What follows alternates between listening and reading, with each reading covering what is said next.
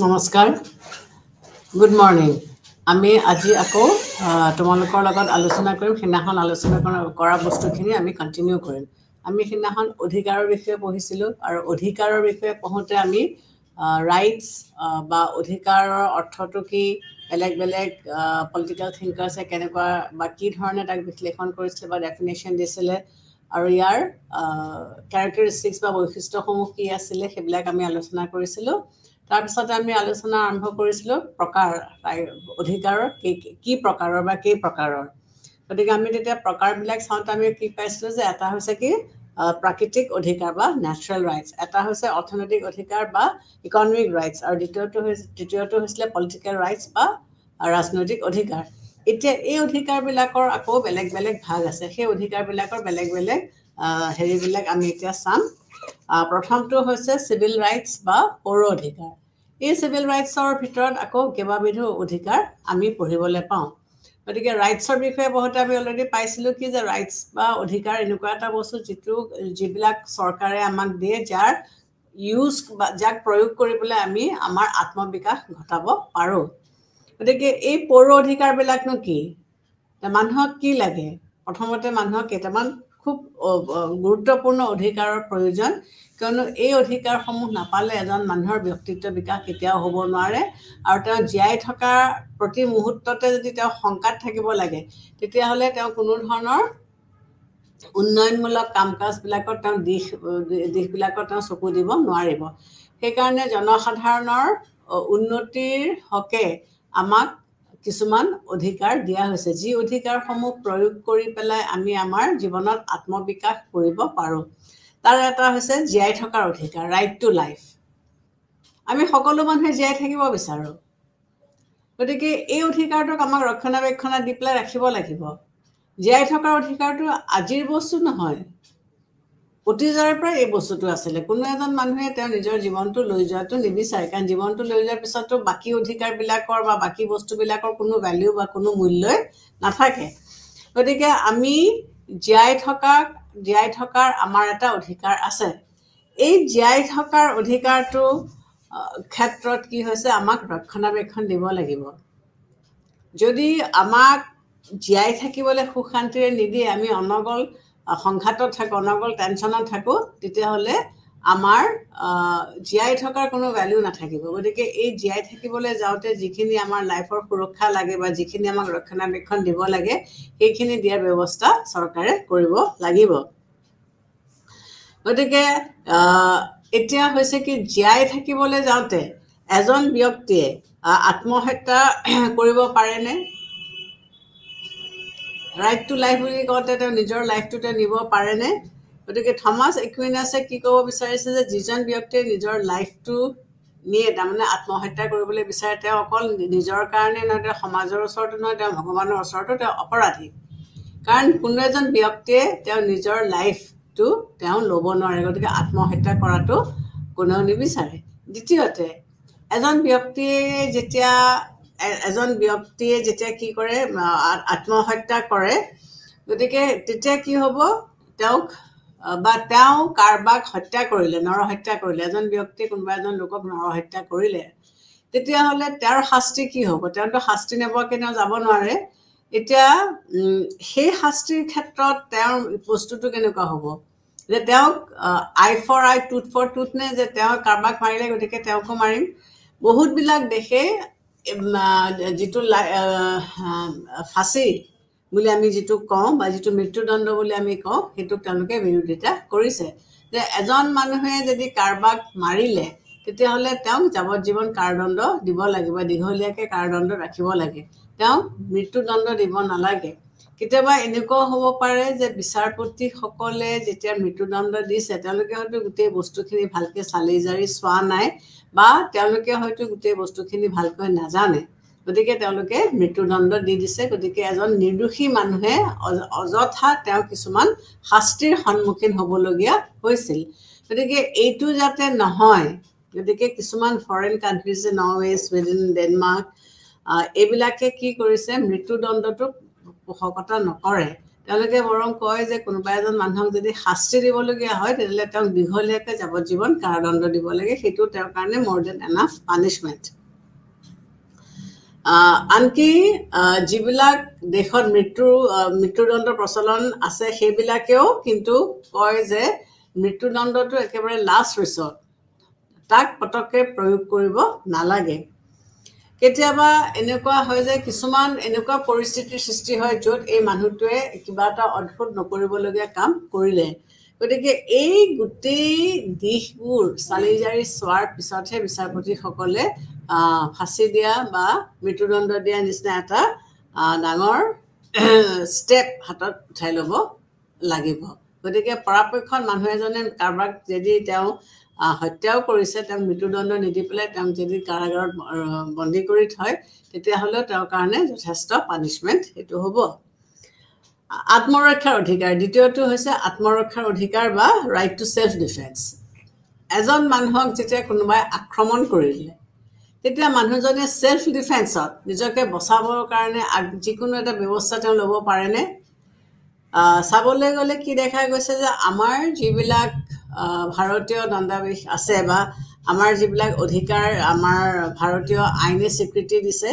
তাত কৈছে যে এজন ব্যক্তিয়ে নিজকে বচাবৰ কাৰণে আত্মৰক্ষণৰ কাৰণে তেওঁ কিছু ব্যৱস্থা তেওঁ ল'ব পাৰে। গতিকে আনৰ আক্ৰমণৰ ফলত যদি কোনোবা ব্যক্তিৰ জীৱন বিপন্নাপন্ন হয়, কোনোবাই আক্ৰমণ কৰাৰ কাৰণে এজন ব্যক্তিৰ কিবা বিপদ আহে, তেতিয়াহ'লে সেই ব্যক্তিয়ে প্ৰয়োজন হ'লে আত্মৰক্ষাৰ ব্যৱস্থা গ্ৰহণ কৰিব লাগিব। কিন্তু আকৌ এইখিনিতে এটা কথা কৈছে যে আত্মৰক্ষা কৰাৰ কাৰণে শক্তিৰ প্ৰয়োগক সমৰ্থন কৰিব পাৰিম নাই, প্ৰশ্ন উঠিছে যে নিজক ৰক্ষা কৰিবৰ কাৰণে আমি শক্তি প্ৰয়োগ কৰিব পাৰোঁ নে নোৱাৰোঁ। গতিকে আত্মৰক্ষা কেনেকৈ কৰিম? মোক কোনোবাই মাৰিছে, গতিকে তেওঁক মই একেবাৰে মুখিমূৰ কৰি দিব লাগিব, তেতিয়াহে মই জীয়াই থাকিম, নহ'লেতো তেওঁ মোক মাৰিয়ে পেলাব। গতিকে মই শক্তি প্ৰয়োগ আল্টিমেটলি কৰিবলগীয়া হ'ল। গতিকে আইনে কি কয়, এনেকুৱা শক্তি মোক প্ৰয়োগ কৰিবলৈ দিয়েনে? এই বিষয়ত তেওঁ যে শক্তি প্ৰয়োগ কৰিলে সেইটো উচিত হ'ল নে নহ'ল, সেইটো দেশৰ আইন আৰু ন্যায়ালয়ে নিৰ্ধাৰণ কৰিব যে এই সময়ত তেওঁ শক্তি প্ৰয়োগ কৰাটো তেওঁৰ শুদ্ধ হৈছে বা এই সময়ত শক্তি প্ৰয়োগ কৰাটো অশুদ্ধ হ'ল, সেইটো আইনে ডিচাইড কৰিব। আমাৰ কিন্তু যিটো প্ৰচলিত ধাৰণা, সেই প্ৰচলিত ধাৰণাটোৰ মতে আত্মৰক্ষা কৰাটো সমৰ্থযোগ্য, কিন্তু আক্ৰমণ কৰাটো ছাপৰ্টিভ নহয়। গতিকে কোনোবা এজন বৰ্তমান প্ৰচলিত যিটো আইন ব্যৱস্থা চলি আছে সেই ব্যৱস্থাটোৱে কৈছে যে কোনোবা এজন মানুহে ছেল্ফ ডিফেন্সত নিজকে আত্মৰক্ষা কৰিব পাৰে, কিন্তু পৰাপক্ষত আমি আক্ৰমণ কৰাটোক ছাপৰ্ট নকৰোঁ। গতিকে যেতিয়া আক্ৰমণ নচলিব বা আক্ৰমণ নাথাকে তেতিয়া অট'মেটিক ছেল্ফ ডিফেন্সৰ কনচেপ্টটো নাহে বা নাখাটে। গতিকে আত্মৰক্ষাৰ অধিকাৰ প্ৰয়োগ কৰাটো উচিত নহয়।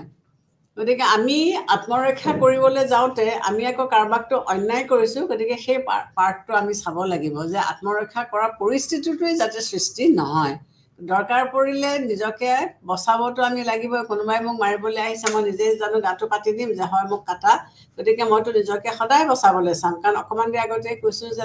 ৰাইট টু লিভ, জীয়াই থকাৰ অধিকাৰ। প্ৰত্যেকজন মানুহে জীয়াই থাকিব বিচাৰে আৰু জীয়াই থকাৰ অধিকাৰটো চৰকাৰে আমাক প্ৰটেকশ্যন দিব লাগিব, যে আমাক ৰক্ষণাবেক্ষণ দিব লাগিব যে আমি জীয়াই থাকিবৰ কাৰণে যিখিনি সুবিধা লাগে, যিখিনি ব্যৱস্থা লাগে সেইখিনি আমাক চৰকাৰে দিব লাগিব। থাৰ্ডটো হ'ল ৰাইট টু ফেমিলি। প্ৰত্যেক ব্যক্তিয়ে নিজৰ স্বইচ্ছামতে বিবাহ পাতি এটা পৰিয়াল তেওঁ গঠন কৰিব পাৰে আৰু সেই পৰিয়ালৰ ভৰণ পোষণৰ দায়িত্ব তেওঁ লয়। তাৰোপৰি বিয়া পাতাৰ কাৰণে যে তেওঁ সদায় তেনেকৈ থাকিব লাগিব সেইটো নহয়। তেওঁ যদি কিবা কাৰণে তেওঁ পাৰ্টনাৰৰ লগত তেওঁ হেপ্পী নহয় বা তেওঁ সন্তুষ্ট হোৱা নাই, তেতিয়াহ'লে তেওঁ বিবাহ বিচ্ছেদো কৰিব পাৰিব। গতিকে আমাৰ আইনে বিবাহ বিচ্ছেদৰ বিষয়েও উল্লেখ কৰি থৈছে। তাৰোপৰি মাক বাপেকে ল'ৰা ছোৱালীৰ দায়িত্ব ল'ব লাগিব। জন্ম দিয়াৰ পিছত ল'ৰা ছোৱালীক পঢ়োৱা শুনোৱা তেওঁলোকক মানুহ কৰা, সেইটো হ'লগৈ মাক বাপেকৰ দায়িত্ব। আৰু ল'ৰা ছোৱালীয়েও কিছুমান বস্তু মাক বাপেকৰ পৰা অধিকাৰ হিচাপে বিচাৰিব পাৰে যে মই এইখিনি বিচাৰিছোঁ, বা মাক বাপেকৰ যদি সমৰ্থন আছে তেতিয়াহ'লে সেই পেৰিফেৰীৰ ভিতৰত থাকি পেলাই মাক বাপেকে ল'ৰা ছোৱালীখিনিক যিখিনি বস্তু দিব লাগে সেইখিনি দিয়াৰ ব্যৱস্থা কৰিব। ফ'ৰ্থটো হৈছে right to freedom of speech and expression. এখন গণতান্ত্ৰিক দেশত মত প্ৰকাশ কৰা আৰু বাক স্বাধীনতা সাংঘাতিক গুৰুত্বপূৰ্ণ এলিমেণ্ট। যদি আমাৰ বাকৰুদ্ধ কৰি দিয়া হয় তেতিয়াহ'লে আমি এখন গণতান্ত্ৰিক দেশত জীয়াই থাকিব আমি নোৱাৰোঁ বা জীয়াই থকাৰ কোনো মূল্যই নাই। গতিকে বাক স্বাধীনতাই আমাক আমাৰ মনৰ ভাৱটো প্ৰকাশ কৰিবলৈ দিয়ে আৰু এই মনৰ ভাৱটো প্ৰকাশ কৰোঁতে আমি যদি দেখিছোঁ যে চৰকাৰে কিবা এটা ভুল কৰিছে, তাৰমানে বাক স্বাধীনতাৰ মাধ্যমেৰে আমি চৰকাৰক তেওঁলোকৰ ভুলবিলাক আঁসোৱাহবিলাক আমি আঙুলিয়াই দিব পাৰোঁ, যাতে তেওঁলোকে ভৱিষ্যতে সেই ভুলবিলাক দুনাই আৰু নকৰে। তাৰোপৰি বহুত সময়ত কি হয়, যেতিয়া যিকোনো এটা বস্তু মুকলিভাৱে আলোচনা কৰা হয় তেতিয়াহ'লে তাত কি হয়, যিবিলাক আঁসোৱাহ থাকে, যিবিলাক দোষ থাকে সেইবিলাক আমি গুচাব পাৰোঁ। কিছুমান কথা আমি মনতে ভাবি থৈছোঁ যে এইটো এনেকুৱা হ'ল বা এইটো এনেকুৱাহে হ'ব লাগিছিল বা এনেকুৱা হ'ব নালাগিছিল, কিন্তু যি মুহূৰ্তত আমি বহি পেলাই মুকলিভাৱে সেই বস্তুবিলাক আলোচনা কৰিম, গতিকে আইডিয়াবিলাক আমাৰ মনলৈ স্বতঃস্ফূৰ্তভাৱে আহি যাব আৰু এই আইডিয়াবিলাক আহি যোৱাৰ লগে লগে আমি কিছুমান কাম নিয়াৰিকৈ কৰিব পাৰিম।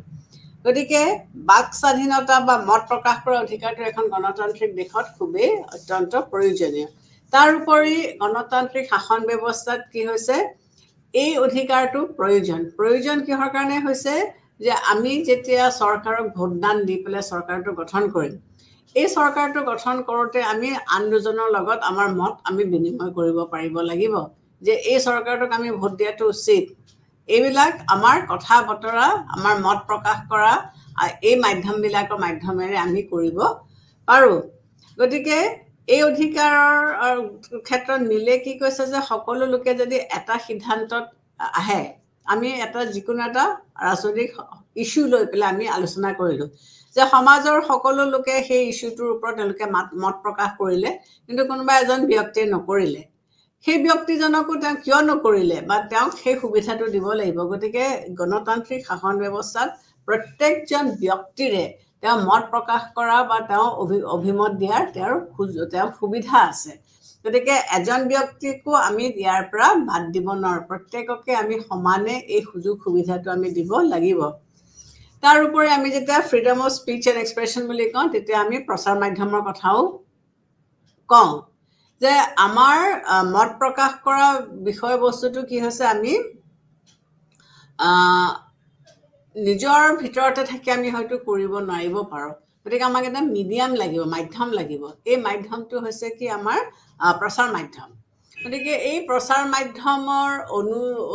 তলত থাকি পেলাই আমি কি কৰিব পাৰোঁ, প্ৰচাৰ মাধ্যমৰ তলত থাকি পেলাই আমি আমাৰ মতসমূহ প্ৰকাশ কৰিব পাৰোঁ। তেতিয়া এইটো পৃথিৱীৰ চুকে কোণে বিয়পি পৰিব। এজন মানুহে তেওঁৰ মত প্ৰকাশ কৰিলে অকল সেই তেওঁৰ আশে পাশে থকা মানুহকেইজনেহে তেওঁ গম পাব, কিন্তু যেতিয়া আমি প্ৰচাৰ মাধ্যমৰ সহায় ল'ম তেতিয়া এইটো বেলেগ বেলেগ ঠাইলৈ গুচি যাব। আজি যেনেকৈ আমি আমাৰ নিজৰ ঘৰৰ ড্ৰয়িং ৰুমত বহি পেলাই আমি টিভিটোৰ মাধ্যমেৰে আমি বহুতবিলাক বিদেশী খবৰ পাই আছোঁ, খেল ধূলৰ পৰা আৰম্ভ কৰি, ৰাজনীতিৰ পৰা আৰম্ভ কৰি, টেৰৰিজমৰ পৰা আৰম্ভ কৰি আমাৰ ঘৰৰ ৰুমলৈ আমাক এই খবৰবোৰ আনি দিছে। এইটো কিহৰ কাৰণে সম্ভৱপৰ হৈছে? বিকজ মিডিয়াই এটা ডাঙৰ ভূমিকা ইয়াত গ্ৰহণ কৰিছে। এই মিডিয়াক যদি আমি তেওঁলোকৰ মত প্ৰকাশ কৰিবলৈ নিদিওঁ, তেওঁলোকক যদি আমি থ্ৰটল কৰি ৰাখোঁ, তেতিয়াহ'লে কি হ'ব, ডিঙি টাপা মাৰি ৰাখোঁ, তেতিয়াহ'লে তেওঁলোকে জনসাধাৰণক তেওঁলোকৰ গ্ৰ'থ হোৱাত সহায় কৰিব নোৱাৰিব। দেশ বিদেশৰ নিউজ আমাক দুৱাৰমুখত আনি দিয়াৰ কাৰণে আমি বিভিন্ন বিষয়বস্তুবিলাকৰ ওপৰত আমি আইডিয়া পাইছোঁ, নলেজ পাইছোঁ, আমাৰ মনবিলাক পোহৰ হৈছে, মুকলি হৈছে আৰু আমি বহুতবিলাক বস্তু আমি জানিব পাৰিছোঁ। গতিকে এই প্ৰচাৰ মাধ্যমেৰে আমি আমাৰ মত প্ৰকাশ কৰা আৰু আমাৰ বাক স্বাধীনতা আমি এক্সপ্ৰেছ কৰিব পাৰিছোঁ। তাত নেক্সট হৈছে right to form associations. Right to form associations বুলি কওঁতে আমি কি বুজিছোঁ যে আমি কিছুমান সংস্থা গঠন কৰিব পাৰোঁ। এতিয়া কি হয়, আমি সংবাদ মাধ্যমৰ থ্ৰুৱেদিয়ে হওক বা কাগজ পত্ৰৰ মাধ্যমেৰে হওক আমি বিভিন্ন ধৰণে আমাৰ মতবিলাক প্ৰকাশ কৰিছোঁ বা কৰি আছোঁ, কিন্তু কেতিয়াবা সেইটো আকৌ সম্ভৱপৰ নহয়। কিন্তু যদি একেটা ভাৱধাৰা একেধৰণৰ ফিলচফিৰ দ্বাৰা গাইডেড হৈ পেলাই কিছুমান মানুহে সংস্থা বা সংগঠন কৰে আৰু তাৰ তেওঁলোক সদস্য হয়, তেতিয়াহ'লে সৰহসংখ্যক মানুহৰ যিহেতু একমত বা একেধৰণে ভাবিছে, গতিকে তেওঁলোকে কি কৰিব পাৰে, তেওঁলোকে মত বিনিময় কৰিব পাৰে। এনেকৈ এইটোৱে তেওঁলোকক কি কৰে, এই মতৰ ওপৰত গুৰুত্ব দিবলৈ সুবিধা হয়। এতিয়া কাগজত এটা কথা লিখিলে 10জন মানুহে পঢ়ি পেলাই তেওঁলোকে যদি তেওঁলোকে এছ'চিয়েশ্যন এটা ফৰ্ম কৰিলে যিটোত চবেই একেধৰণে ভবা মানুহ লগ লাগে, তেতিয়াহ'লে সেই কথাখিনি বা সেই ভাৱধাৰাখিনি তেওঁলোকে প্ৰকাশ কৰাত তেওঁলোকৰ সুবিধা হয়। গতিকে তেতিয়া এইটো বহুত দূৰলৈকে স্প্ৰেড হ'ব বা বস্তুটো যাব। গতিকে সংগঠন গঠন কৰাৰ উদ্দেশ্যটো হৈছে কি যে শান্তিপূৰ্ণভাৱে আমি আমাৰ মত প্ৰকাশ কৰিব পাৰোঁ। আমাৰ যদি কিবা কাৰণে এটা বিক্ষোভ আছে, আমি তেতিয়াহ'লে সেই সংগঠনটোৰ মাধ্যমেৰে কাকো একো অনিষ্ট নকৰাকৈ আমাৰ ডিমাণ্ডছখিনি আমি এই অনুষ্ঠানটোৰ মাধ্যমেৰে আমি চৰকাৰৰ ওচৰত পहुচাই দিব পাৰোঁ। গতিকে এইবিলাকে আমাক কি কৰিব পাৰে যে সংবাদ পত্ৰই আমাক নিদিয়া বা নোৱাৰা কিছুমান কাম এই সংগঠনসমূহৰ মাধ্যমেৰে আমি কৰিব পাৰোঁ। তাৰপিছত আহিলে সম্পত্তিৰ অধিকাৰ, ৰাইট টু প্ৰপাৰ্টি। আমাৰ যিটো ব্যক্তিত্ব প্ৰকাশ আৰু প্ৰতিভা বিকাশৰ কাৰণে কি হৈছে, আমাক কিছুমান সুবিধাৰ প্ৰয়োজন, আৰু সেই সুবিধাবিলাকৰ ভিতৰত সম্পত্তি হৈছে এটা অন্যতম এলিমেণ্ট। গতিকে আমি নিজৰ বিকাশৰ কাৰণে হওক বা আমাৰ ছেল্ফ ছিকিউৰিটিৰ কাৰণে হওক আমাক সম্পত্তি লাগে। আৰু আগতেও মই তোমালোকক ক্লাছৰ আৰম্ভণিতে কৈছোঁ যে সম্পত্তি গোটোৱাটো আমাৰ এটা একেবাৰে প্ৰাকৃতিক ষ্টেটৰ পৰাই আমাৰ আছিলে। ৰাইট টু লাইফ যেনেকৈ আছিলে তেনেকৈ সম্পত্তি গোটোৱাটো আমাৰ আছিলে। গতিকে এই সম্পত্তি লাভ কৰাৰ কাৰণে আমাক কি কৰিছে যে আমি সম্পত্তি অধিকাৰ হিচাপে আমি সম্পত্তি অধিগ্ৰহণ কৰিব পাৰোঁ, সংৰক্ষণ কৰিব পাৰোঁ, বেচা কিনা কৰিব পাৰোঁ। গতিকে এই তিনিটাক বুজায়। যেতিয়া আমি ৰাইট টু প্ৰপাৰ্টি বুলি কওঁ, ৰাইট টু প্ৰপাৰ্টি বুলি ক'লে কি বুজায় যে আমি প্ৰপাৰ্টি কিনিব পাৰোঁ, প্ৰপাৰ্টি বেচিব পাৰোঁ, আৰু প্ৰপাৰ্টিখিনিক আমি সংৰক্ষণ দিব পাৰোঁ। গতিকে এই তিনিটা ৰাইটেই হৈছে প্ৰপাৰ্টি ৰাইটৰ আণ্ডাৰত আহে। কিন্তু এটা কথা এইখিনিতে মনত ৰাখিব লাগিব যে মানুহৰ মাজত প্ৰপাৰ্টিয়ে আকৌ মানুহৰ মাজত শ্ৰেণী বিভাজন সৃষ্টি কৰিব পাৰে। শ্ৰেণী বিভাজনটো কেনেকৈ সৃষ্টি কৰিব পাৰে যে কিছুমান মানুহৰ হাতত সা সম্পত্তি বেছি হ'ল আৰু কিছুমান মানুহৰ হাতত সা সম্পত্তি কম থাকিলে। গতিকে যিসকল মানুহৰ হাতত সা সম্পত্তি বেছি থাকিলে, গতিকে সেই মানুহখিনিয়ে কি কৰিব পাৰে, সমাজত এটা বেলেগ ষ্টেটাছ বা সমাজত তেওঁলোকে এটা বেলেগ স্থান পাব বা বেলেগ পৰিস্থিতি পাব। গতিকে ৰাষ্ট্ৰৰ শাসক শ্ৰেণীৰ লোকৰ কাৰণে সম্পত্তিৰ সাম্যবাদৰ পৰামৰ্শ আগবঢ়াইছিলে। প্লেট'ই সেইকাৰণে তেওঁৰ যিখন আদৰ্শ ৰাষ্ট্ৰ, তেওঁ কি কৈছিলে যে যিসকল লিডাৰ,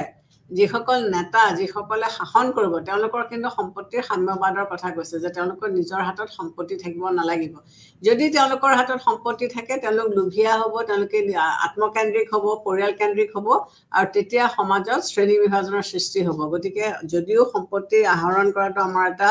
অধিকাৰ, প্ৰাকৃতিক ষ্টেটৰ পৰা এই বস্তুটো চলি আহিছে, তথাপিও আমি কি কৰিব লাগে যে যিসকল প্লেটৰ মতে নেতা বা যিসকলে প্ৰশাসন চলাব বা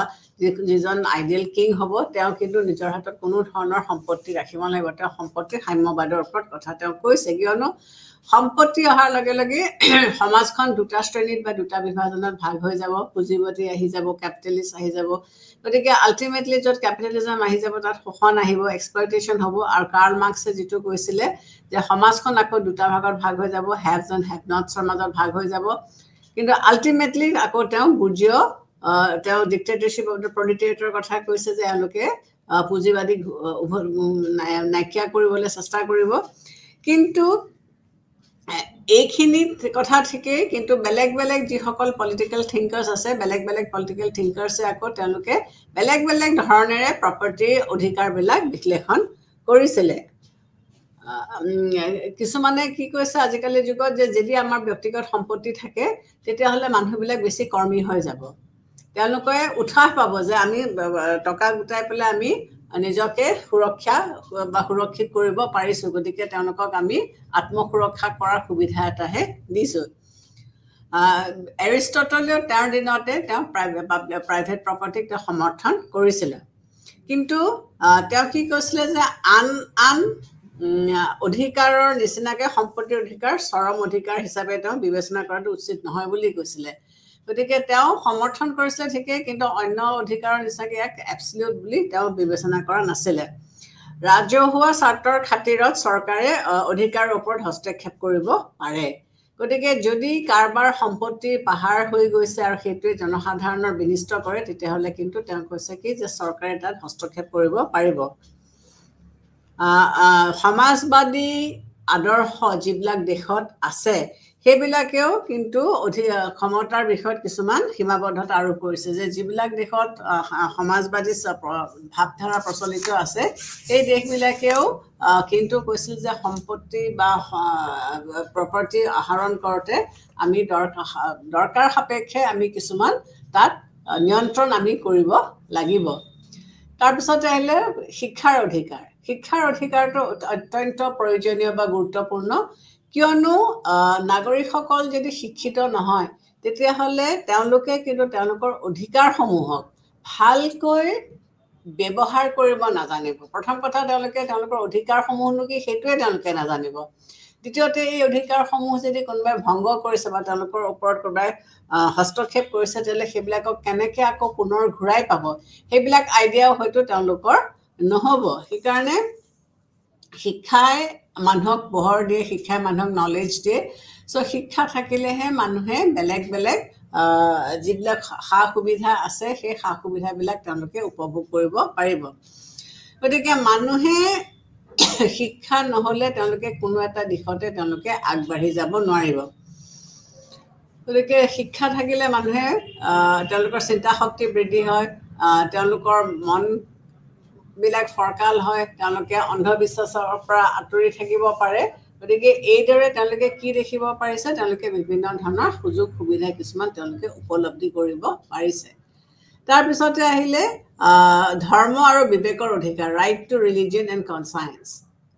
আমি ভাৰতবৰ্ষৰ নিচিনা এখন দেশৰ কথাকে কওঁ ইয়াত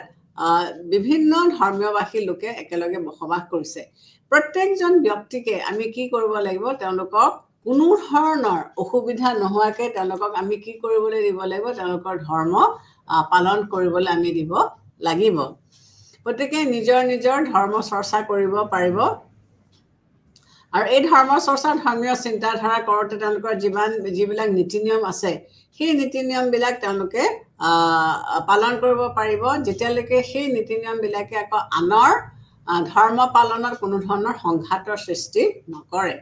গতিকে সকলোৱে নিজৰ বিবেক অনুযায়ী তেওঁলোকৰ যিবিলাক ৰীতি নীতি নিয়ম কানুন আছে অন্য কাকো অসুবিধা নেপেলোৱাকৈ তেওঁলোকে নিজৰ এই অধিকাৰসমূহ বা ধৰ্মীয় অধিকাৰসমূহ তেওঁলোকে পালন কৰিব পাৰে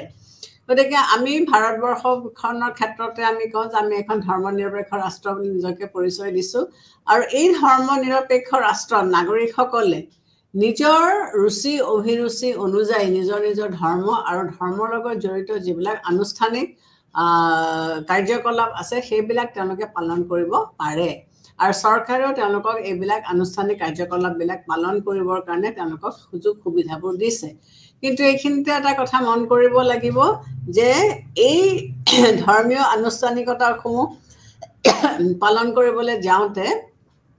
তেওঁলোকে যাতে আনৰ কোনো ক্ষতি নকৰে গতিকে ধৰ্মৰ অধিকাৰ প্ৰত্যেকজন ব্যক্তিৰে আছে আৰু প্ৰত্যেকজন ব্যক্তিয়ে এই যেতিয়া ধৰ্মীয় অধিকাৰসমূহ পালন কৰিবলৈ যাব তেওঁলোকে এটা কথা মনত ৰাখিব লাগিব যাতে কাকো তেওঁলোকে অনিষ্ট নকৰে কাম কৰাৰ অধিকাৰ নেক্সটটো হৈছে চাকৰি কৰাৰ অধিকাৰ বা কাম কৰাৰ অধিকাৰ ৰাইট টু ৱৰ্ক আমি যেতিয়া জীৱনৰ অধিকাৰৰ কথা কৈছোঁ ৰাইট টু লাইফৰ কথা কৈছোঁ তেতিয়াহ'লে সেই লাইফটো বা ৰাইট টু অধিকাৰ আমি তাক ইমপ্লিমেণ্ট কৰিবলৈ হ'লে আকৌ আমি খাই বৈ থাকিবও লাগিব জীয়াই থাকিবলৈ হ'লে আমিতো কাম কৰিব লাগিব গতিকে চৰকাৰে সকলো মানুহকে কাম কৰাৰ সুবিধাটো দিব লাগিব আৰু এই কাম কৰাৰ সুবিধাটোকে কি বুজাইছে যে প্ৰত্যেকজন মানুহে তেওঁৰ কেপাচিটি অনুযায়ী তেওঁৰ শিক্ষাগত অৰ্হতা অনুযায়ী তেওঁ চাকৰি এটা কৰিব পাৰিব লাগিব তেওঁৰ যদি শিক্ষাগত অৰ্হতা আছে তেতিয়াহ'লে সকলো মানুহকে চৰকাৰী চাকৰি হওক বেচৰকাৰী চাকৰি হওক তেওঁ কৰিব পাৰিব লাগিব আৰু অকল সেইটোৱে নহয় প্ৰত্যেকজন ব্যক্তিয়ে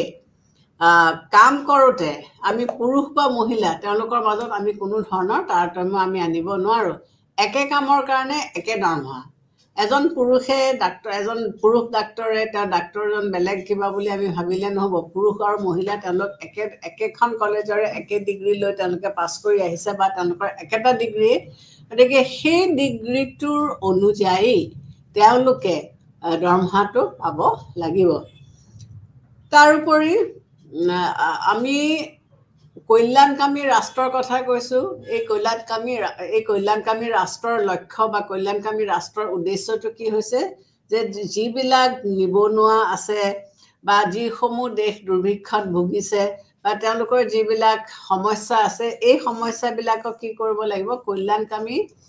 আদৰ্শৰ দ্বাৰা তেওঁলোকক আমি ছাপোৰ্ট দিব লাগিব গতিকে যদি কোনোবা মানুহে বা কোনোবা ব্যক্তিয়ে কিবা সাফাৰ কৰিছে গতিকে তাক আমি সেই ষ্টেটৰ থ্ৰুৱেদি আমি প্ৰটেকশ্যন দিব লাগিব যে কাম কৰিবলৈ পৰা নাই গতিকে তেওঁ আৰু নাখাই পেলাই মৰক সেই ব্যৱস্থাটো বা তেনেকুৱা ধৰণৰ ছিষ্টেম নহয় নিজৰ প্ৰত্যেকজন ব্যক্তিয়ে প্ৰত্যেকজন নাগৰিকে যাতে নিজৰ যিবিলাক মৌলিক প্ৰয়োজনীয়তা আছে সেইবিলাক যাতে পূৰণ কৰিব পাৰে সেইখিনি ব্যৱস্থা চৰকাৰে কৰিব লাগিব যেনেকৈ ধৰা খাবলৈ দুসাঁজ মিল বা পিন্ধিবৰ কাৰণে পোছাক বা মূৰৰ ওপৰত এখন চাদ এইখিনি বস্তু চৰকাৰে ব্যৱস্থা কৰি দিব লাগিব গতিকে প্ৰত্যেকজন ব্যক্তিয়ে নিজৰ অৰ্হতা অনুযায়ী তেওঁ এটা চাকৰি কৰিব পাৰিব প্লাছ আমাৰ যিটো কল্যাণকামী ষ্টেটৰ যিটো লক্ষ্য বা যিটো উদ্দেশ্য যে যিখিনি মানুহে পৰা নাই তেওঁলোকক ষ্টেট ছাপোৰ্ট দি পেলাই হ'লেও তেওঁলোকক যাতে এটা হিউমেন লাইফ তেওঁলোকে লিড কৰিব পাৰে তাৰ ব্যৱস্থা কৰিব লাগিব চুক্তি স্বাক্ষৰ কৰা অধিকাৰ ৰাইট টু কণ্ট্ৰেক্ট চুক্তি স্বাক্ষৰ কৰা অধিকাৰ নাগৰিকৰ অধিকাৰ হিচাপে চিহ্নিত কৰা হৈছে বা অভিহিত কৰা হৈছে বৈধ চুক্তি মানি চলা আৰু বলবৎ কৰাটো ৰাষ্ট্ৰৰ দায়িত্ব ৰাষ্ট্ৰই যেতিয়া এখন এগ্ৰিমেণ্ট কৰে সেই এগ্ৰিমেণ্টখন লিগেল হ'ব লাগিব আৰু সেইখন ইমপ্লিমেণ্ট কৰাটো ষ্টেটৰ এটা কৰ্তব্য বৈধ চুক্তি অবিহনে আমি কোনো ধৰণৰ বেপাৰ বাণিজ্য কৃষি উদ্যোগ আদি বিকাশ সম্ভৱপৰ নহয় আজি বৰ্তমান যুগত আমাৰ যিটো ছিষ্টেম সেই আমি কোনো এখন দেশে নিজে আত্মনিৰ্ভৰশীল নহয় আমি লোকৰ ওপৰত নিৰ্ভৰশীল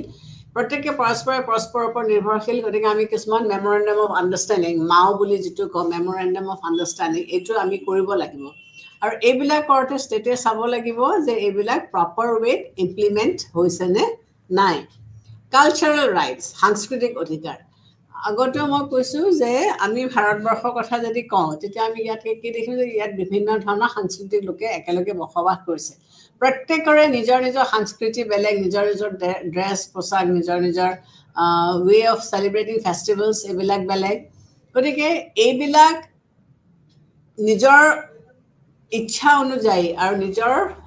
সংস্কৃতি অনুযায়ী আমি যাতে পালন কৰিব পাৰোঁ তাৰ বাবে আমাক এই অধিকাৰখিনি অত্যন্ত প্ৰয়োজনীয় গতিকে এই অধিকাৰসমূহ যদি আমি সাংস্কৃতিক অধিকাৰসমূহ যদি আমি সংৰক্ষিত কৰি নাৰাখোঁ আমাক যদি অধিকাৰ হিচাপে নিদিয়ে তেতিয়াহ'লে কি হ'ব আল্টিমেটলি আমাৰ এটা কালচাৰেল কনফ্লিক্ট হ'ব এইটো যাতে নহয় তাৰ বাবে এই অধিকাৰ আমাক দিয়া হৈছে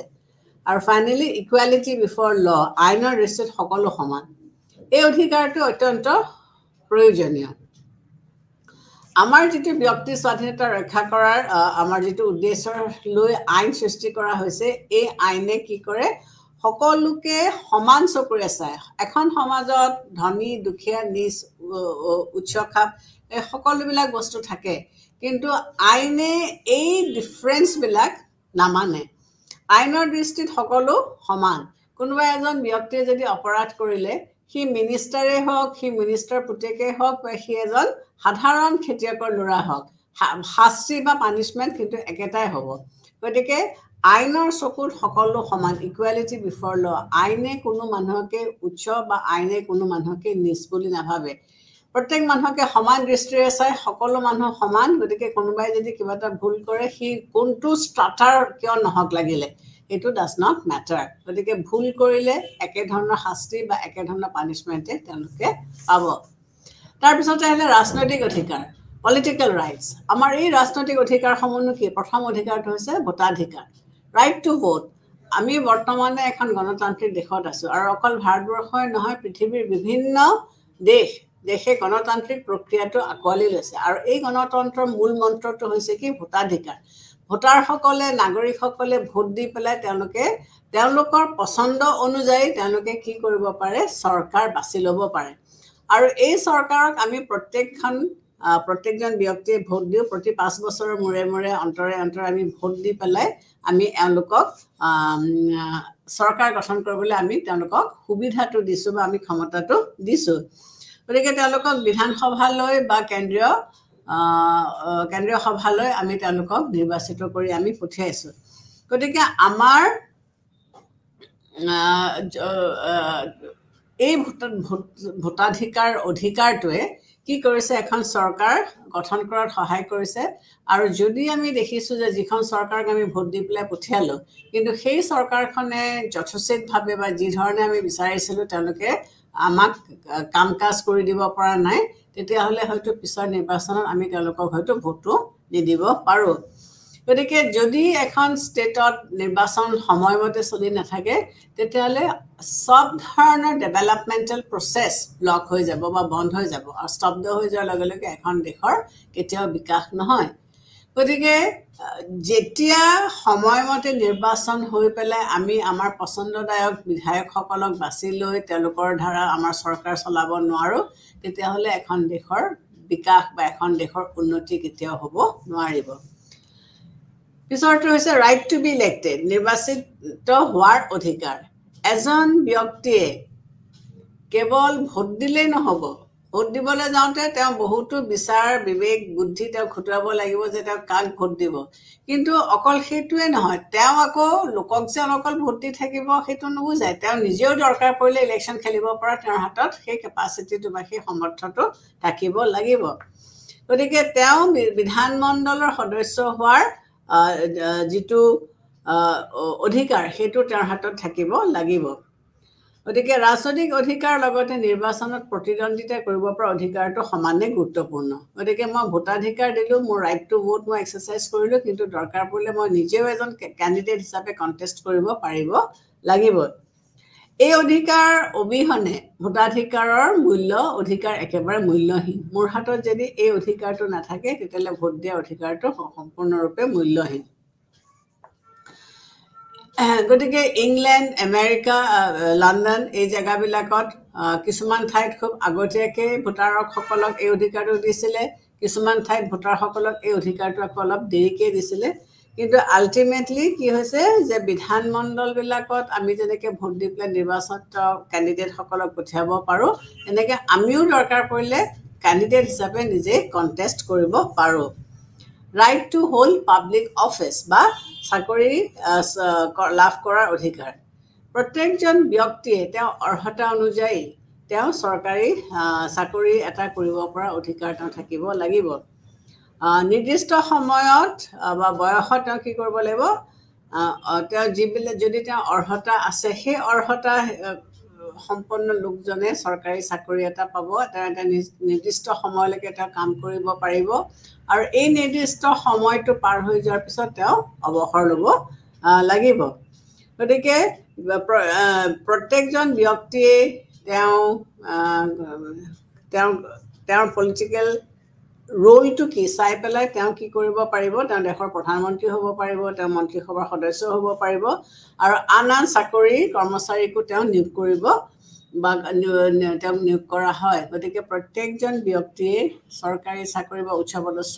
তেওঁৰ কিন্তু অৰ্হতা সেই পষ্টকেইটাৰ কাৰণে বা সেই পজিশ্যনটোৰ কাৰণে থাকিব লাগিব।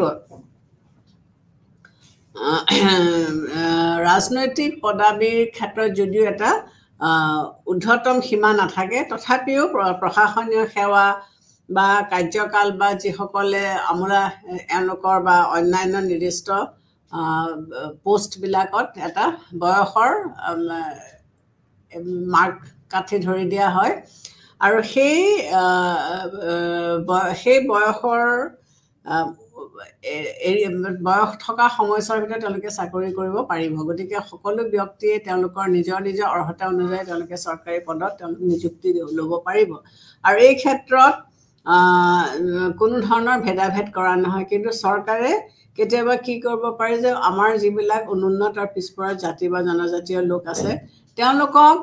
বাকীবিলাকৰ সৈতে সমান্তৰলত আগবঢ়াই নিবৰ কাৰণে হয়তো চৰকাৰে কিছুমান ব্যৱস্থা ল'ব পাৰে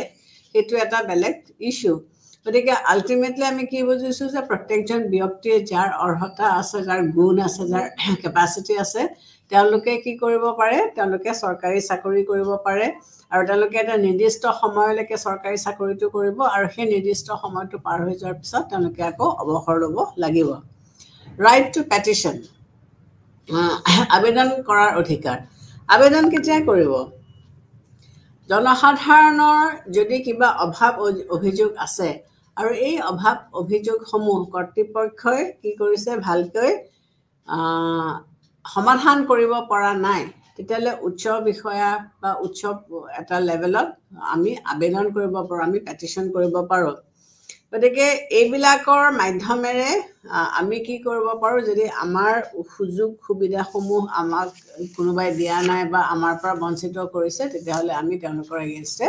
ব্যৱস্থা ল'ব পাৰোঁ সমালোচনা কৰা অধিকাৰ ৰাইট টু ক্ৰিটিচাইজ আমি কাক সমালোচনা কৰিম সমালোচনাটো সদায় কনষ্ট্ৰাক্টিভ হ'ব লাগিব গঠনমূলক হ'ব লাগিব আমাৰ সমালোচনা কৰা অধিকাৰ আছে মানে নুবুজায় যে আমি চৰকাৰক জধে মধে বা সকলো কামতে আমি চিঞৰ-বাখৰ কৰি সমালোচনা কৰিম চৰকাৰে ভাল কৰিলেও তাক ভালৰ কাৰণে কৰা নাই বুলি আমি চিঞৰ-বাখৰ কৰিম বা বেয়া কৰিলেতো কথাই নাই আমি খুবেই চিঞৰ-বাখৰ কৰিম কাৰণ এইটো আমাৰ অধিকাৰ আছে মত প্ৰকাশ কৰাৰ অধিকাৰ আছে বাক স্বাধীনতা আছে কিন্তু আচলতে সেইটো নুবুজায় আমি সমালোচনা কৰাৰ লক্ষ্য বা উদ্দেশ্যটো হৈছে যে আমাৰ সমালোচনাবিলাক কনষ্ট্ৰাক্টিভ হ'ব লাগিব যাতে এইবিলাকৰ মাধ্যমেৰে এই সমালোচনাবিলাকৰ মাধ্যমেৰে চৰকাৰে এটা পজিটিভ সিদ্ধান্তত উপনীত হ'ব পাৰে যদি চৰকাৰে ইমান দিনে কিবা ভুল কৰি আহিছে বা চৰকাৰে কিবা দোষ কৰি আহিছে সেইবিলাকক কেনেকৈ গুচাব পাৰে সেইটো আমাক দেখুৱাব লাগিব যধে মধে চিঞৰ-বাখৰ কৰি থাকিলে নহ'ব যে হয় চৰকাৰৰ এইকেইটা ভুলকেইটা আমি বুজিলোঁ কিন্তু ভুলকেইটাৰ সমাধান কি ভুলকেইটাৰতো সমাধানো আমাক লাগিব গতিকে এই সমাধানখিনি যদি আমি নাপাওঁ তেতিয়াহ'লে চৰকাৰে কাম কাজ কৰাত অসুবিধা পাব গতিকে আমি সমালোচনা কৰিছোঁ কিন্তু সমালোচনাটো কনষ্ট্ৰাক্টিভ হ'ব লাগিব কিন্তু যিবিলাক সৰ্বাত্মক য'ত চৰকাৰ আছে বা টটেলিটেৰিয়ান ছিষ্টেম আছে সেই টটেলিটেৰিয়ান ছিষ্টেম অফ ষ্টেটবিলাকত কিন্তু সমালোচনা কৰিবলৈ দিয়া নহয় ষ্টেটে যিটো সিদ্ধান্ত লৈছে বা ষ্টেটে যিটো সিদ্ধান্ত জনসাধাৰণৰ ওপৰত জাপি দিছে সেইটোৱে প্ৰযোজ্য থাকে বা সেইটোৱে চলি থাকে কিন্তু আজিকালি সাধাৰণতে যিবিলাক বেছিভাগ কাণ্ট্ৰি গণতান্ত্ৰিক ষ্টেট আৰু এই গণতন্ত্ৰত আমি সকলোকে তেওঁলোকৰ মত প্ৰকাশ কৰিবলৈ তেওঁলোকে সমালোচনা কৰিবলৈ আমি সকলোবিলাক সুযোগ সুবিধা তেওঁলোকক দিছোঁ right to get rights enforced গতিকে কি কৈছে যে অধিকাৰ বলবৎ কৰাৰ অধিকাৰ এই অধিকাৰসমূহ যে আমাক দিছে এই অধিকাৰবোৰ যদি আমাৰ পৰা কোনোবাই কাঢ়ি নিছে বা আমাৰ পৰা লৈ যায় তেতিয়াহ'লে সেই অধিকাৰসমূহকতো আমি আকৌ বলবৎ কৰিব লাগিব কোনে কৰিব গতিকে তেতিয়া আমি উচ্চতম ন্যায়ালয় বা উচ্চ ন্যায়ালয়ৰ কাষ আমি চাপিব পাৰোঁ আৰু উচ্চ ন্যায়ালয় আৰু উচ্চতম ন্যায়ালয়ত বিভিন্ন ধৰণৰ ৰিটছসমূহ জাৰি কৰি আবেদন পত্ৰসমূহ জাৰি কৰি আমি কি কৰিব পাৰোঁ আমাৰ এই অধিকাৰসমূহ আমি পুনৰ বলবৎ কৰিব আমি পাৰোঁ গতিকে আমাৰ সংবিধানৰ আৰ্টিকল 32 আৰু 226 32 আৰু 226 নং অনুচ্ছেদৰ অনুযায়ী আমি বিভিন্ন ধৰণৰ ৰিটছসমূহ দাখিল কৰি পেলাই হাইকোৰ্ট আৰু সুপ্ৰিম কোৰ্টত আমাৰ পৰা যদি আমাৰ অধিকাৰসমূহ কোনোবাই কাঢ়ি লৈ গৈছে সেই অধিকাৰসমূহক আকৌ আমি পুনৰ ইমপ্লিমেণ্ট কৰিব পাৰিম ৰাইট টু ৰেজিষ্ট দ্য ষ্টেট আমি কি কৰিব পাৰোঁ প্ৰতিৰোধৰ অধিকাৰ ষ্টেটে আমাক কিছুমান নীতি নিয়ম মানিবলৈ দিছে বা নীতি নিয়মৰ কথা আমাক কৈছে কিন্তু নাগৰিকসকলৰ যদি বিশ্বাস হয় বা নাগৰিকসকলে যদি ভাবে যে এই নীতিয়ে জনসাধাৰণৰ অধিকাৰ খৰ্ব কৰিব কৰিছে তেতিয়াহ'লে জনসাধাৰণে এই নীতিসমূহক বিৰোধিতা কৰিব পাৰিব গতিকে আমাৰ ষ্টেটে আমাক যিবিলাক ৰীতি নীতি আমাক দিছে কিন্তু যদি আমি জনসাধাৰণ হিচাপে আমি যদি ভাবো যে কিবা কাৰণে এই অধিকাৰসমূহে আমাৰ হিত কামনা কৰা নাই আমাৰ অন্যায়হে কৰিব তেতিয়াহ'লে সেইখিনিক আকৌ আমি কি কৰিব পাৰোঁ আমি প্ৰতিৰোধ কৰিব পাৰোঁ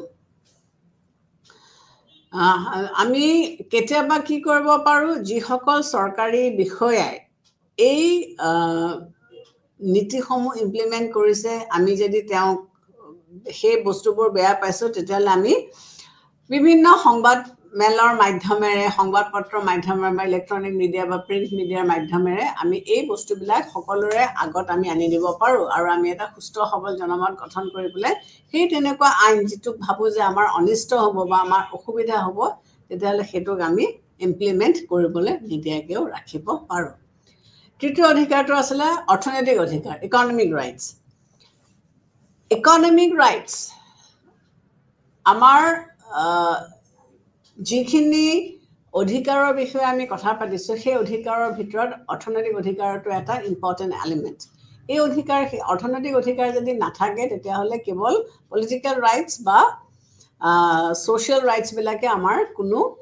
সুবিধা কৰি দিব নোৱাৰে এতিয়া এজন দুখীয়া মানুহ যাৰ দুবেলা দুমুঠি খাবলৈ নাই তেওঁৰ কাৰণে সামাজিক অধিকাৰবিলাক বা পৌৰ অধিকাৰবিলাক বা ৰাজনৈতিক অধিকাৰবিলাক তেওঁৰ কাৰণে বিশেষ কোনো গুৰুত্বপূৰ্ণ বস্তু নহয় বিশেষ ইম্পৰ্টেণ্ট নহয় কাৰণ তেওঁক দুবেলা দুমুঠি খাবলৈ লাগিব দুবেলা দুমুঠি খাবলৈ হ'লে তেওঁক কাম কৰিবৰ কাৰণে আমি সুবিধাটো কৰি দিব লাগিব কাম কৰাৰ অধিকাৰৰ বিষয়ে মই যিটো কৈছিলোঁ বা আমি বহুত সময় যেতিয়া বিশেষকৈ দেৱালী আহে প্ৰায়ে আমি নিউজ পেপাৰত পঢ়িবলৈ পাওঁ যে আমাৰ যিবিলাক ফটকা ফেক্টৰী আছে সেইবিলাকত সৰু সৰু ল'ৰা ছোৱালীবিলাকক কামত লগায় আৰু তেওঁলোকৰ যিটো সুৰক্ষা নৰ্মছ তেওঁলোকে মানিব লাগে এই প্ৰটেক্টিভ নৰ্মছবিলাক তেওঁলোকে নমনাৰ কাৰণে কি হয় বিস্ফোৰণ হয় আৰু অকালতে কম বয়সীয়া ল'ৰা ছোৱালীৰ মৃত্যু হয় গতিকে সেইবিলাক আমি প্ৰতিৰোধ কৰিব পাৰিব লাগিব কাম কৰিবলৈ সুবিধা দিব লাগিব মানুহক খাবলৈ সুবিধা দিব লাগিব আমাৰ যদি কাম কৰাৰ অধিকাৰ নাথাকে আমি যদি দুবেলা দুমুঠি খাবলৈ নাপাওঁ তেতিয়াহ'লে চৰকাৰে কোনে গঠন কৰিছে সেইটো আমাৰ কাৰণে এই চাম লোক বিশেষকৈ যোনে কাম কৰি খাব লাগে বা চাকৰি এটা তেওঁলোকৰ নাই তেওঁলোকৰ কাৰণে পৌৰ অধিকাৰ বা ৰাজনৈতিক অধিকাৰ কোনো মূল্য নাই গতিকে পলিটিকেল আৰু ছ'চিয়েল ৰাইটছৰ লগে লগে আমাৰ কি হ'ব লাগিব এই ইকনমিক ৰাইটছটো এটা খুবেই ইম্পৰ্টেণ্ট অধিকাৰ গতিকে এজন ব্যক্তিক আমি খটুৱাইছোঁ কাম কৰাইছোঁ কিন্তু তেওঁ সেই কামটোৰ কাৰণে উপযুক্ত মাচুল পাইছেনে নাই সেইটোতো চৰকাৰে চাব লাগিব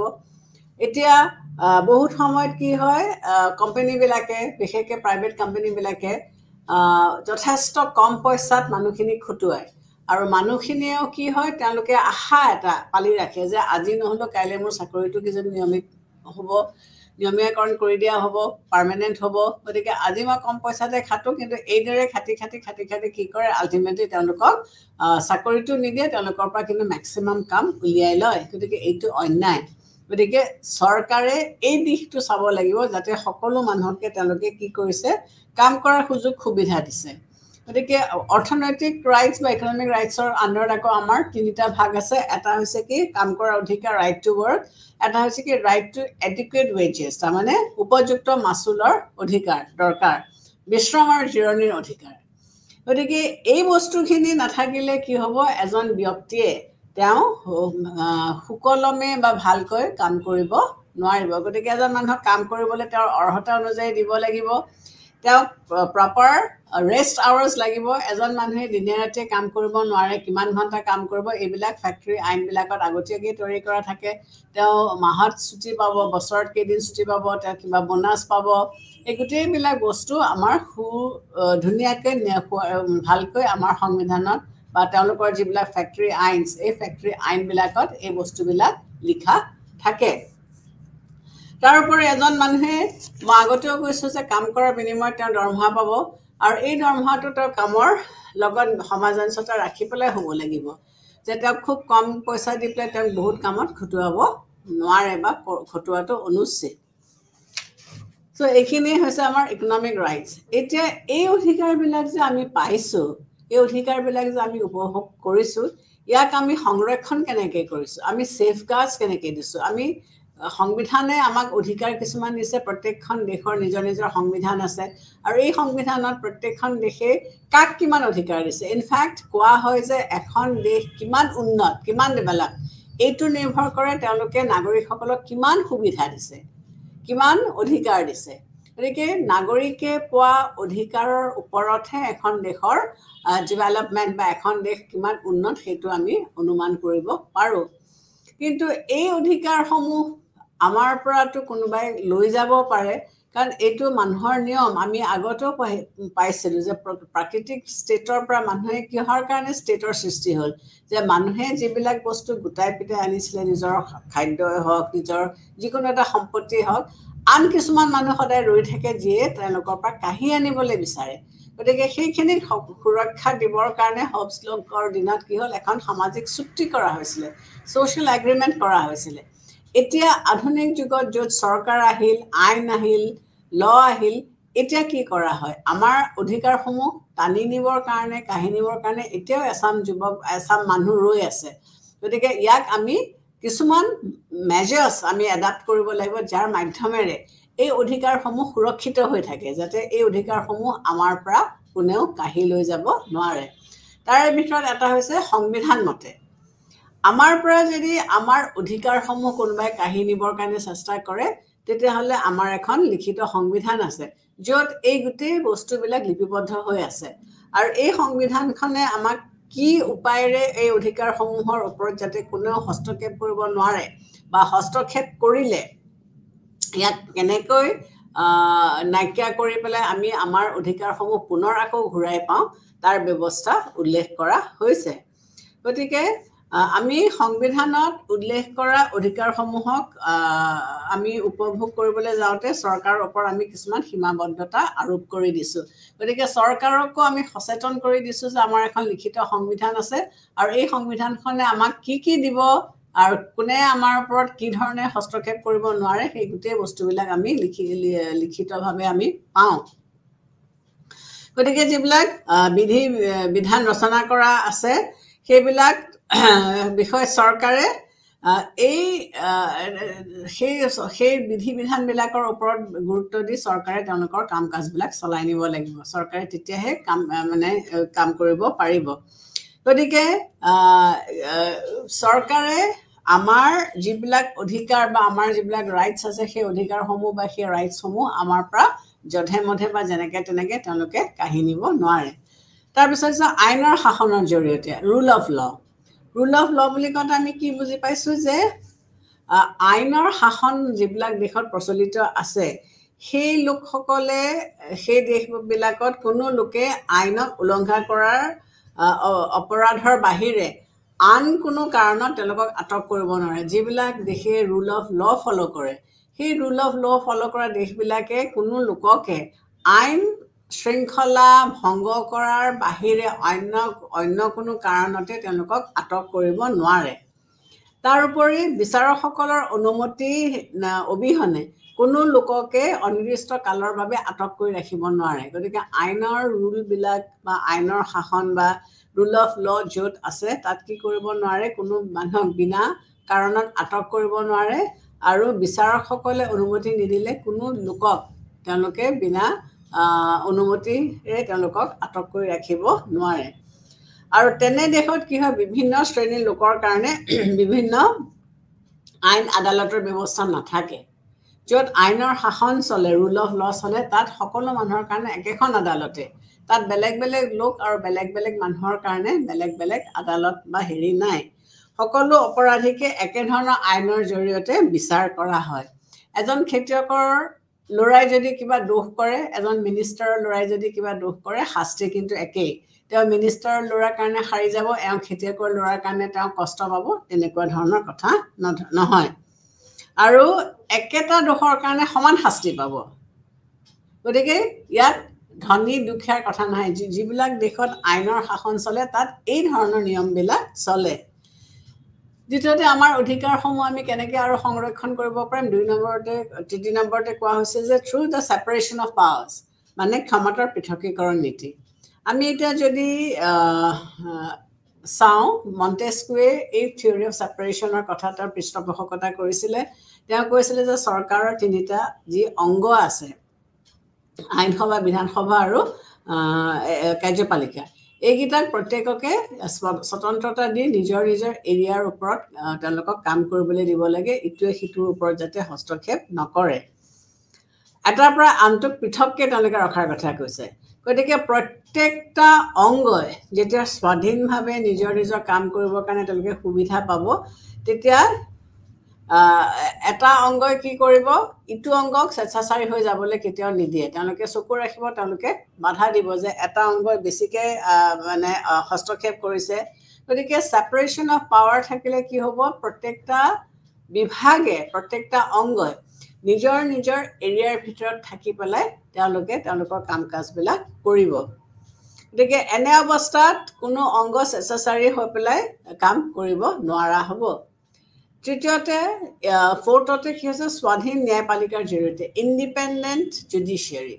আমাৰ যদি ন্যায়পালিকা স্বাধীন আৰু স্বতন্ত্ৰ হয় তেতিয়াহ'লে কি হয় আমি আমাৰ অধিকাৰবিলাক ব্যৱহাৰ কৰাত বা অধিকাৰবিলাক উপভোগ কৰাত আমাক কোনেও বাধা দিব নোৱাৰে গতিকে ইংলেণ্ডৰ যিটো ন্যায়পালিকা আছে ইংলেণ্ডৰ ন্যায়পালিকাই তেওঁলোকে নাগৰিকৰ অধিকাৰসমূহ ৰক্ষা কৰোঁতে তেওঁলোকে নিজে তেওঁলোকে কিছুমান সুবিধা দিয়ে তেওঁলোকে নিজে কিছুমান ব্যৱস্থা লয়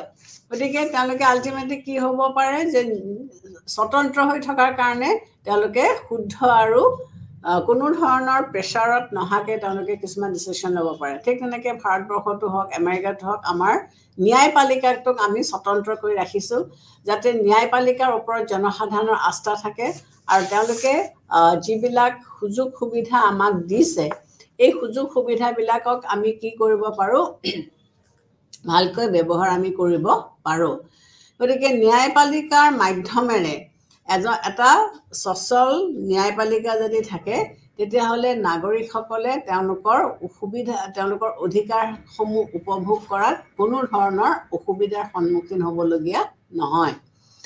তাৰপিছত আমাক লাগে শক্তিশালী মতামত জনমতৰ প্ৰয়োজন বা ষ্ট্ৰং পাব্লিক অপিনিয়নৰ মাধ্যমেৰে আমাৰ অধিকাৰসমূহো আমি সংৰক্ষণ কৰিব পাৰোঁ গতিকে আমি প্ৰথমতে কি দেখিছোঁ যে আমাৰ জনমত আমাৰ যিটো ৰাজনৈতিক ব্যৱস্থা এই ৰাজনৈতিক ব্যৱস্থাত জনমতে এটা খুব গুৰুত্বপূৰ্ণ ভূমিকা গ্ৰহণ কৰে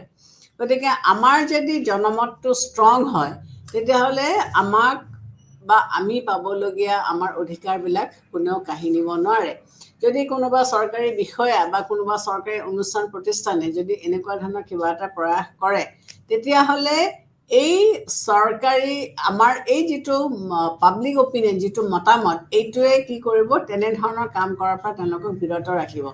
পাব্লিক অপিনিয়নে এখন গণতান্ত্ৰিক দেশত এটা বিশেষ গুৰুত্বপূৰ্ণ ভূমিকা সদায় প্লে কৰি আহিছে গতিকে পাব্লিক অপিনিয়নৰ মাধ্যমেৰে আমি কি কৰিব পাৰোঁ আমাৰ অধিকাৰসমূহক আমি সংৰক্ষণ কৰিব পাৰোঁ তাৰপিছতে আহিলে থ্ৰু পলিটিকেল কনচিয়াছনেছ বা ৰাজনৈতিক সচেতনতা এতিয়া আগতেও আমি পাইছোঁ যেতিয়া আমি নাগৰিকত্বৰ বিষয়ে আমি আলোচনা কৰিছিলোঁ বা পঢ়িছিলোঁ আগৰ কিছুমান ক্লাছত তেতিয়া আমি সুনাগৰিকৰ এটা আমি গুণ পাইছিলোঁ যে সুনাগৰিকৰ এটা গুণ আছিলে কি যে সজাগতা সজাগতা এৱেৰনেছ সেই এৱেৰনেছটো সব ক্ষেত্ৰতে লাগিব বিশেষকৈ পলিটিকেল এৱেৰনেছে কি কৰিব আমাক আমাৰ অধিকাৰবিলাক আমাৰ পৰা কাকো ছিঙি নিবলৈ নিদিয়ে সাধাৰণতে কি হয় আমাৰ যিটো বৰ্তমান গণতান্ত্ৰিক যিটো গণব্যৱস্থা আছে এই গণতান্ত্ৰিক ব্যৱস্থাত কি হৈছে আমি নাগৰিকসকলে ভোট দি পেলাই আমি আমাৰ কাৰণ আজি বৰ্তমান যুগত আমি কি কৰিব নোৱাৰোঁ আমি ডাইৰেক্ট ডেমক্ৰেচিৰ কথা ভাবিব নোৱাৰোঁ ডাইৰেক্ট ডেমক্ৰেচি কেতিয়া পচিবল আছিলে যেতিয়া আগৰ গ্ৰীক নগৰ ৰাষ্ট্ৰবিলাক আছিলে সৰু আছিলে আৰু মানুহবিলাকে আগতেও কৈছো যে নাগৰিক বুলি কওঁতে ব্ৰিটিছসকলে সকলো মানুহকে সেই মানে সেই আখ্যাটো দিয়া নাছিলে মুষ্টিমেয় কেইজনমানকহে দিছিলে যাৰ সম্পত্তি আছিলে যাৰ হাতত অফুৰন্ত সময় আছিলে তেওঁলোককহে ৰাজনৈতিক প্ৰক্ৰিয়াত অংশগ্ৰহণ কৰিবলৈ দিছিলে কিন্তু আজিৰ যুগত আমি নাগৰিক বুলি কওঁতে যি ৰাজনৈতিক যাৰ দেশৰ প্ৰতি আনুগত্যতা আছে আৰু যি পলিটিকেল এক্টিভিটিজত পাৰ্টিচিপেট কৰে এটা পাৰ্টিচিপেট কেনেকৈ কৰিব ডাইৰেক্টলি সম্ভৱপৰ নহয় যেহেতু আমাৰ এতিয়া জনসংখ্যা বাঢ়ি গ'ল মানুহৰ সমস্যাও ভিন ভিন হ'ল প্ৰত্যেকৰে নিজৰ নিজৰ পাৰ্চনেল সমস্যা আছে গতিকে সকলোৱে আহি পেলাই চৰকাৰী ৰাজনৈতিক যিটো প্ৰক্ৰিয়া তাত ডাইৰেক্টলি ইনভলভ নহয় গতিকে এতিয়া আমাৰ ইনডাইৰেক্ট ডেমক্ৰেচি আছে আৰু এই ইনডাইৰেক্ট ডেমক্ৰেচিত আমি কি কৰিছোঁ আমি আমাৰ কিছুমান প্ৰতিনিধি বাছি দিছোঁ আৰু এই প্ৰতিনিধিসকলক দায়িত্বটো দিছোঁ যে তোমালোকে আমাক শাসন কৰা লগতে আমাৰ হাতত এটা ডাঙৰ অস্ত্ৰ ৰাখিছোঁ যে যদি তোমালোকে আমি বিচৰা মতে পচন্দ মতে আমাক শাসন নকৰা বা আমাৰ ওপৰত তোমালোকে জোৰ জুলুম কৰা বা আমাৰ অধিকাৰবিলাক কাঢ়ি নিবলৈ চেষ্টা কৰা তেতিয়াহ'লে আমি পিছৰ নিৰ্বাচনত তোমালোকক ভোট নিদিওঁ আমি তোমালোকক পৰাস্ত কৰিম গতিকে এইটো কেতিয়া কৰিব পাৰিম যেতিয়া আমি আমাৰ ছাৰাউণ্ডিংছবিলাকৰ লৈ পেলাই আমি কনচিয়াছ হ'ম আমি পলিটিকেলি এৱেৰ হ'ম পলিটিকেল এনভাইৰনমেণ্টৰ বিষয়ে আমি জানো যে চৰকাৰে কি কাম কৰিছে বা কোনটো চৰকাৰে কেনেকুৱা কাম কৰাটো উচিত বা কোনজন সদস্যনো কেনেকুৱা গতিকে এই গোটেই বস্তুখিনি আমি জানিবলৈ হ'লে আমি সদায় সজাগ আৰু আমি সদায় সচেতন হৈ থাকিব লাগিব গতিকে এই পলিটিকেল কনচিয়াছনেছটোৱে আমাক কি কৰিব আমাৰ অধিকাৰসমূহ সংৰক্ষিত কৰাত আমাক সহায় কৰিব গতিকে আমি যেতিয়া বস্তুবিলাক গম পাই থাকিম বা আমি যেতিয়া বস্তুবোৰ জানিম তেতিয়া আমাৰ পৰা এই অধিকাৰসমূহ কোনেও কাঢ়ি লৈ যাব নোৱাৰিব আমিতো সজাগ হৈ থাকিলোঁ গতিকে এই পলিটিকেল কনচিয়াছনেছ পলিটিকেল এৱেৰনেছটো আমাৰ কাৰণে খুবেই দৰকাৰ গতিকে ৰাজনৈতিক সচেতনতা যেতিয়ালৈকে থাকিব তেতিয়ালৈকে আমাৰ পৰা আমাৰ অধিকাৰসমূহ কোনেও কাঢ়ি লৈ যাব নোৱাৰে ফাইনেলি আৰু এটা ৰোল হৈছে কি ৰাজনৈতিক দলৰ ভূমিকা ৰোল অফ পলিটিকেল পাৰ্টিজ আমাৰ যিটো গণতান্ত্ৰিক শাসন ব্যৱস্থা আমাৰ ইয়াত কি আছে বিশেষকৈ আমি ধৰা ভাৰতবৰ্ষৰ কথাকে কওঁ আমাৰ ইয়াত বহুদলীয় শাসন ব্যৱস্থা আছে আৰু আমাৰ নিৰ্বাচনত কি হয় প্ৰত্যেকটা দলেই নিজৰ নিজৰ প্ৰাৰ্থী থিয় কৰায় আৰু যিটো দলৰ সদস্যসকলে সৰহসংখ্যক ভোট পায় সংখ্যাগৰিষ্ঠতা লাভ কৰে বা মেজৰিটি ভোট পায় তেওঁলোকে আমি চৰকাৰ গঠন কৰিবলৈ আহ্বান কৰোঁ আৰু সেই দলটোৰ সদায় এজন নেতা থাকে যাক আমি প্ৰধানমন্ত্ৰী স্বৰূপ হিচাপে আমি প্ৰজেক্ট কৰোঁ এতিয়া আমাৰ এই অধিকাৰসমূহ ৰক্ষা কৰোঁতে এই ৰাজনৈতিক দলবিলাকৰ এটা খুব গুৰুত্বপূৰ্ণ ভূমিকা আছে সাধাৰণতে আমি কি দেখোঁ যে ৰাজনৈতিক দল বুলি কওঁতে সদায় এটা তেওঁলোকৰ মাজত এটা খেলি চলি থাকে যে মই এওঁলোকক বেয়া বুলি মানুহৰ আগত প্ৰজেক্ট কৰোঁ চ' ডেট মই নেক্সট ইলেকশ্যনত মই ভোটটো জিকি মই আহিব পাৰোঁ কিন্তু আচলতে সঁচা কথা ক'বলৈ গ'লে ৰাজনৈতিক দলৰ কিন্তু এটা সাংঘাতিক গুৰুত্বপূৰ্ণ ভূমিকা আছে ৰাজনৈতিক দলে কি কৰিব লাগে তেওঁলোকৰ এটা পজিটিভ ৰোল আছে তেওঁলোকে গভৰ্ণমেণ্ট চলি যিটো অপজিশ্যন পাৰ্টি থাকে এই অপজিশ্যন পাৰ্টিটোৱে যিটো শাসিত দল সেই দলটোৰ কাম কাজবিলাকৰ ওপৰত তেওঁলোকে হেঁচকু ৰাখিব লাগে আৰু যদি কিবা এটা ভুল কৰিছে তেওঁলোকে জনসাধাৰণৰ আগত সেইটো দেখুৱাই দিব লাগে আৰু যেতিয়া জনসাধাৰণৰ আগত সেইটো দেখুৱাই দিব তেতিয়া জনসাধাৰণ কনচিয়াছ হ'ব জনসাধাৰণে গম পাব যে এই দলটোৱে এই ভুলখিনি কৰিছে ঠিক তেনেকৈ যিটো দলে শাসন কৰিছে তেওঁলোকে জানে যে জনসাধাৰণ প্লাছ বিৰোধী দলে তেওঁলোকৰ ওপৰত চকু ৰাখিছে গতিকে তেওঁলোকে এনেকুৱা এটা কাম কৰিবলৈ চেষ্টা নকৰে যিটোৱে নেকি তেওঁলোকক পিছৰ নিৰ্বাচনত ভোট নিদিব বা তেওঁলোক হাৰিব গতিকে এই ৰাজনৈতিক দলবিলাকে কি কৰে তেওঁলোকে এটা পজিটিভ ৰোল প্লে কৰি পেলাই তেওঁলোকে যদি জনসাধাৰণৰ আগত দেখুৱাই দিয়ে তেতিয়াহ'লে আমি কি কৰিব পাৰোঁ আমি আমাৰ অধিকাৰসমূহক আমি ভাল ধৰণে উপভোগ কৰিব পাৰিম গতিকে তেওঁলোকে কি কৰিব পাৰে এই ৰাজনৈতিক দলসমূহে এটা ষ্ট্ৰং পাব্লিক অপিনিয়ন তেওঁলোকে গঠন কৰিব পাৰে তেওঁলোকে ভুল ত্ৰুটিবোৰ দেখুৱাই দি পেলাই তেওঁলোকে জনমত গঠন কৰিব পাৰে বা তেওঁলোকে চৰকাৰক সমালোচনা কৰি পেলাই কিছুমান কাম কাম কৰাৰ পৰা বিৰত ৰাখিব তেওঁলোকে পাৰে গতিকে আজি বৰ্তমান যুগত আমি কি দেখিবলৈ পাইছোঁ যে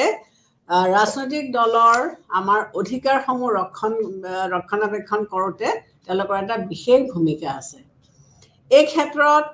আমাৰ পলিটিক্যাল ফিলসফাৰ হেৰল্ড জে লাস্কে তেওঁৰ মতামত এটা দিছিলে যে আমাৰ অধিকাৰসমূহ কি ধৰণে আমি ৰক্ষণাবেক্ষণ দিব পাৰোঁ গতিকে লাস্কিৰ যিটো ভিউ পইণ্টছ লাস্কে তিনিটা কথা কৈছিলে এটা তেওঁ কি কৈছিলে যে ক্ষমতাৰ বিকেন্দ্ৰীকৰণৰ কথা কৈছিলে ডিচেন্ট্ৰেলাইজেশ্যন অফ পাৱাৰ দ্বিতীয়তে তেওঁ কৈছিলে পৰামৰ্শদান কমিটিৰ জৰিয়তে এডভাইজৰী কমিটি আৰু তৃতীয়তে তেওঁ কি কৈছিলে সংগঠনমূলক স্বায়ত্ত শাসন বা অটনমি গ্ৰান্টিং অটনমি টু দ্য এছ'চিয়েশ্যনছ এই তিনিটা পৰ্যায়েৰে বা এই তিনিটা মাধ্যমেৰে তেওঁ কি কৰিব বিচাৰিছিলে ক'ব বিচাৰিছিলে লাস্কে আমি কেনেকৈ আমাৰ অধিকাৰসমূহক আমি সংৰক্ষণ কৰিব পাৰি গতিকে এই ধৰণেৰে আমি আমাৰ অধিকাৰসমূহক আমি সংৰক্ষণ কৰিব পাৰিম গতিকে বিকেন্দ্ৰীকৰণৰ মাধ্যমেৰে আমি কি কৰিব পাৰোঁ